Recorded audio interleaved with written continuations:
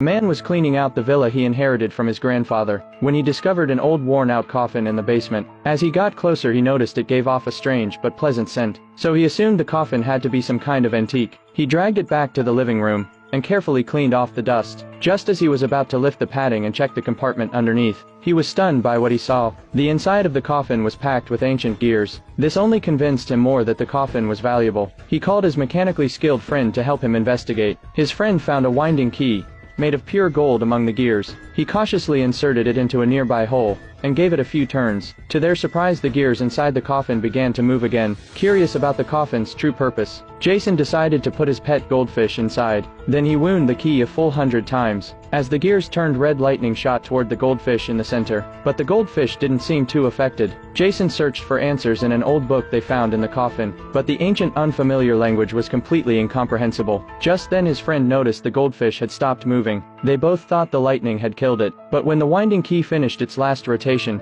the goldfish suddenly came back to life. Jason decided to ask his brother, a university professor, for help. His brother combed through the entire library and finally found a clue. The coffin was apparently built by an ancient pharaoh to put himself into a temporary death-like state, but no one had ever figured out exactly how it worked. Boldly, Jason climbed into the coffin himself to test it out. His friend stood by with a video camera recording the whole thing. As his brother wound the key tightly, red lightning surged toward Jason, and he instantly lost consciousness. His brother was thrown into a panic. Meanwhile, Jason looked in shock at his own body. He tried to touch his friend, but his arm passed right through him. Just as they were about to call for help, Jason suddenly sat up from the coffin. He described his experience of becoming a spirit. After 2 hours of mental preparation, his brother climbed into the coffin too. This time they wound the key 200 times. His brother's soul left his body. After glancing at himself lying still in the coffin, he phased through the wall and left the room. He kept walking in one direction, trying to test how far his soul could go from his body.